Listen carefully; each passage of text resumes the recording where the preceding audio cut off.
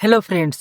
तो इस वीडियो में हम बात करेंगे 2025 में बीएमएस करना आपके लिए कितना सही रहेगा, करना है नहीं करना है, जॉब है नहीं है, नए कॉलेज कितने बन रहे हैं, यहाँ पर डेवलपमेंट कितना हो रहा है, वो सारी चीज़ों के बारे में हम इस वीडियो में डिस्कस करेंगे। तो आपको करना चाहिए या नहीं वो भी इस वीडियो में आपको बताएंगे, तो वीडियो को लास्ट तक ध्यान से देखिएगा। तो चलिए शुरू करते हैं। हमने क्या क्या पॉइंट कवर करने हैं इस वीडियो में। तो सबसे पहले बीएमएस क्या है, scope, earning, top college, fees और कट ऑफ, इन चीज़ों की हम बात करेंगे। यही चीज़ें आपको चाहिए होगी आपकी नॉलेज के लिए। तो सबसे पहले बीएमएस है क्या? आयुर्वेदिक के नाम से जिसे जाना जाता है वह बीएमएस है। इसका फुल फॉर्म है बैचलर ऑफ आयुर्वेदिक आपका मेडिसिन एंड सर्जरी। ड्यूरेशन की बात करें तो जो 4.5 साल का जो कोर्स है ये क्लासरूम कोर्स होता है और 1 साल का आपका इंटर्नशिप होता है। अब जो बीएमएस की बात करें तो यहाँ पर जो है 3 प्रोफेशनल ईयर होते हैं और एक जो प्रोफेशनल ईयर होता है वह 1.5 साल का होता है। 1.5 साल में 6 महीने की 3 टर्म होती है, यानी कि फर्स्ट टर्म 6 महीने, सेकेंड टर्म 6 महीने, थर्ड टर्म 6 महीने, ऐसे करके 18 महीने में आपकी 3 टर्म होती है।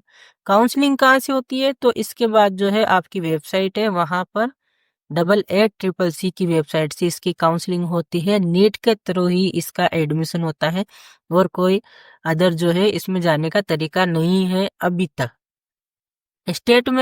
स्टेट में कैसे इसमें एडमिशन होता है? तो इनकी जो है आयुष की वेबसाइट होती है सभी स्टेट की अलग अलग, तो उसमें जो है आपको एडमिशन करवाना है, ठीक है। उसके बाद ये इक्विवेलेंट कोर्स होता है एमबीबीएस की। जैसा भी सिलेबस है और सारी चीज़ें हैं उनके हिसाब से हम बोल सकते हैं कि ये एमबीबीएस के इक्विवेलेंट है। यहाँ पर आपको आयुर्वेदा भी पढ़ना पड़ता है, यहाँ पर आपको मॉडर्न भी पढ़नी पड़ती है। मॉडर्न में एनाटॉमी हो गया, फिजियोलॉजी हो गया, है ना, आपका पैथोलॉजी हो गया, सारी चीज़ें आपको पढ़नी पड़ती है, फार्मेकोलॉजी हो गया। तो ये बीएमएस की बात हो गई। उसके बाद स्कोप की बात करें तो किस किस फील्ड में आप जा सकते हैं वह इसके स्कोप है। यहाँ पर मैंने कुछ फील्ड बताए, ये एक रेंज है जो कि बेस्ट है। एआई सोर्स से मैंने लिया है, तो लगभग ये आप मान के चलिए कि वेरिएशन आ सकता है अलग अलग स्टेट में। आयुर्वेदा की प्रैक्टिस अलग अलग है, अलग अलग मान्यता है। किसी स्टेट में ज़्यादा चलता है आयुर्वेदा, किसी स्टेट में कम चलता है। तो एक जनरली आइडिया मैं आपको दे रहा हूँ।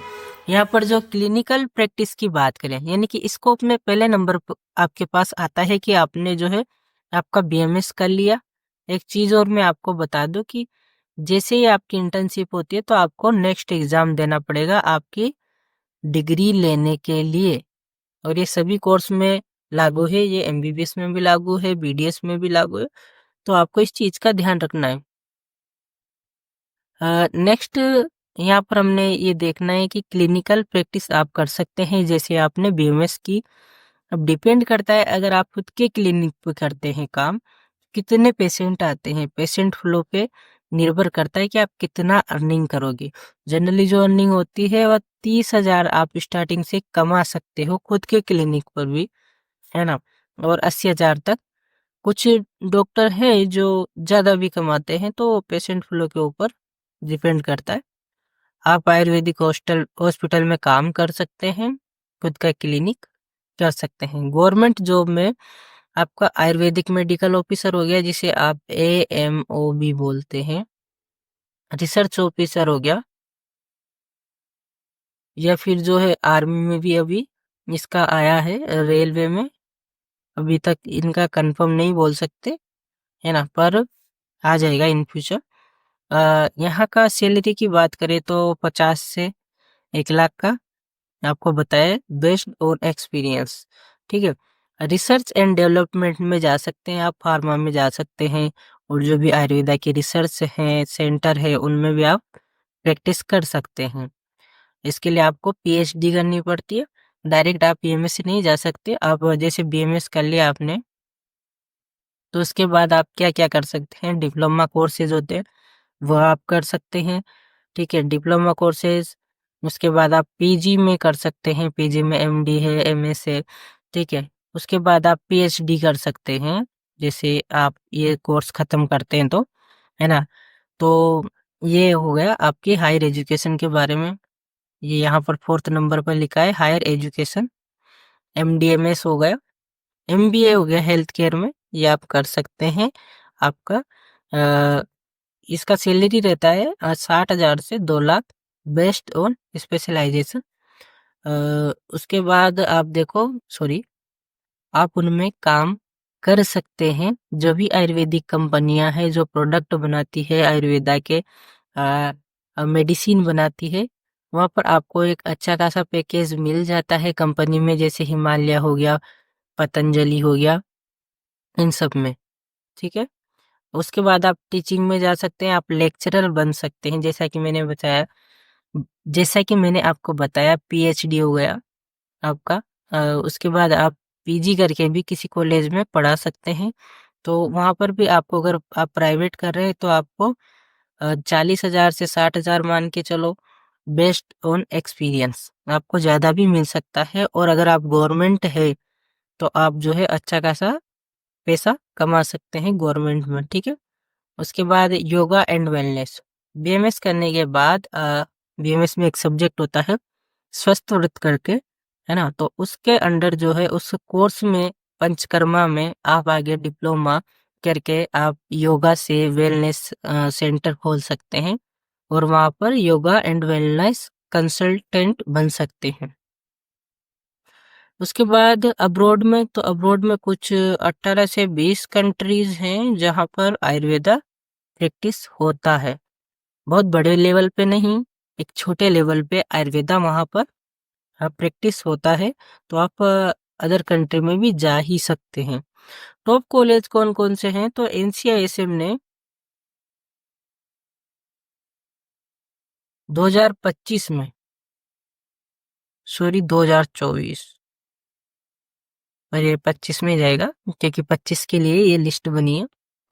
तो एनसीआईएसएम ने 2025 में जो कॉलेज हैं यहाँ पर देख सकते हैं, उनकी रैंकिंग के लिए जो है लिस्ट निकाली है कि कौन से कॉलेज जो है किस नंबर पर आते हैं। तो यहाँ पर जो एनआई जयपुर का कॉलेज है, ये आपका नंबर 1 पर है। एनआई जयपुर जो है, national institute of Ayurveda, number 1 पर इसकी रैंकिंग आई है। उसके बाद एसडीएम हसन आया है, जो कि आपका साउथ में प्राइवेट कॉलेज। मैंने जो है इसमें हाईलाइट कर रखा है गवर्नमेंट कॉलेज। तो जो जनरली टॉप कॉलेज हैं वो साउथ साइड के कॉलेज हैं, वो टॉप नंबर पर आए। आप यहाँ पर देख सकते हैं, फिर यहाँ पर देख सकते हैं, ये पतंजलि है, ये आपका प्राइवेट कॉलेज है। उसके बाद आपका वैद्य रत्नाम है, ये गवर्नमेंट कॉलेज है। उसके बाद ये भी गवर्नमेंट कॉलेज है, एर्नाकुलम वाला। खुशीलाल शर्मा भोपाल का कॉलेज है, ये भी गवर्नमेंट कॉलेज है ना। उसके बाद आपका नांदेड़ वाला हो गया। तो ये सारी रैंकिंग जो है, लगभग 55 कॉलेज जो है ए ग्रेड में रखे गए हैं। आप ये देख सकते हैं, लिस्ट मैं आपको प्रोवाइड भी करवा दूंगा अगर आप मुझे कांटेक्ट करते तो। कांटेक्ट इन्फॉर्मेशन मेरी आपको मिल जाएगी, ये रही 8002583339। इन पर आप मुझे व्हाट्सअप कर देना, जो भी आपका डाउट हो, डिटेल आपको चाहिए, हम प्रोवाइड करवाएंगे। हमने इस सारी चीज़ों की बात कर ली। फीस की बात करें तो गवर्नमेंट कॉलेज की जो फीस होती है ना, वो जनरली 5,000 से स्टार्ट होती है, 1 लाख तक जाती है। आप मान के चलो, कुछ कॉलेज हैं, कॉलेज वाइज डिपेंड करता है, स्टेट वाइज जो है ये डिपेंड करता है कि वहाँ का फीस क्या रहना है, ठीक है। जैसे गुजरात की बात करूँ तो वहाँ लगभग 4,000 रुपये है एक कॉलेज की फीस पर ईयर, है ना। वहीं चौधरी ब्रह्म प्रकाश हो गया, जोधपुर वाला कॉलेज हो गया, इनकी फीस बहुत ज्यादा हाई है, यानी कि 1 लाख से भी ऊपर जा रहा है। खुशीलाल शर्मा की बहुत ज्यादा फीस है, जो भी एमपी के कॉलेज है। तो आप जो है सिलेक्ट कर सकते हैं। अगर आपको कम फीस वाला कॉलेज चाहिए तो बहुत सारे ऑप्शन आपके पास रहते हैं। उसके बाद बात करें प्राइवेट कॉलेज की, तो प्राइवेट कॉलेज में कितना फीस रहता है, तो आप जनरली मान के चलो 2 से 3 लाख पर ईयर में आपको एक प्राइवेट कॉलेज मिल जाएगा, अच्छा कॉलेज मिल जाएगा। अगर आपका स्कोर अच्छा है तो। एक होता है डीम्ड कॉलेज। तो डीम्ड कॉलेज जो है ऐसी यूनिवर्सिटीज होती है जिनमें सभी तरह के कोर्स चलते हैं, एमबीबीएस, बीएमएस, बीडीएस, बीपीटी, अलग अलग बहुत सारे प्रकार के कोर्स वहाँ पर चलते हैं। इसीलिए उनका जो है इंफ्रास्ट्रक्चर और प्लेसमेंट बहुत कुछ अच्छा रहता है। लो मार्क्स पर ये कॉलेज मिल जाते हैं। क्यों मिल जाते हैं? क्योंकि इनका फीस बहुत ज़्यादा हाई रहता है। इनका फीस आप बात करोगे तो 5 लाख से 8 लाख पर ईयर तक का फीस जो है इनमें रहता है। जनरल कैटेगरी की बात करो कट ऑफ की, आप कट ऑफ देखो 2024 में क्या कट ऑफ रहा था, तो उस कट ऑफ को हम देख लेते। तो यहाँ पर कट ऑफ 2024 का रहा था आपका 1,03,000 तक कॉलेज मिला जनरल में। शायद ये लास्ट राउंड का जो हुआ था उसमें ये काफी डिक्रीज गया था, 120 तक कोई एक दो सीट थी वो मिल गई थी, यानी कि 1,20,000 तक। अगर एक आध सीट बच जाती है लास्ट तक के राउंड में तो आपको वो सीट मिल सकती है लो स्कोर पर। बहुत से बच्चे बहुत सारी गलती करते हैं, कॉलेज का इंफॉर्मेशन बिल्कुल भी नहीं होता उनको, और आप जो कुछ काउंसलर हायर करते हैं वो सीधा जो है कहीं से लिस्ट उठाते हैं और पूरा वैसा का वैसा चिपका देते हैं आपके जो भी प्रेफरेंस लिस्ट आप देते हो उसमें। आप कॉलेज को देखो अच्छे से, उसका डिटेल लो, क्या है क्या नहीं है, कैसा वहाँ का सारा कुछ रहता है। तो मैं बताऊं लास्ट ईयर का, तो ऐसे बच्चे जिनको 96,000 97,000 तक रैंक थी, ऐसा कॉलेज मिला है जो एनसीआईसीम की रैंकिंग पे 3 नंबर में है।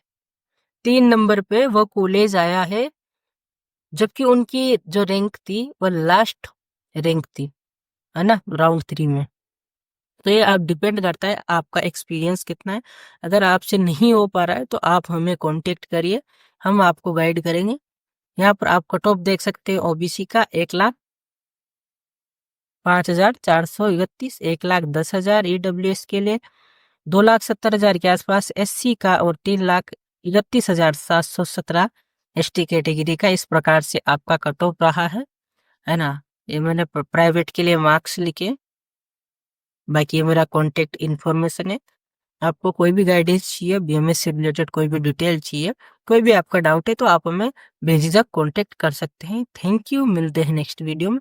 अगर आपको इस वीडियो से कुछ सीखने को मिला है तो आप जो है अपने जो भी दोस्त हैं जो भी इस फील्ड में जाना चाहते हैं उनके साथ शेयर जरूर करें।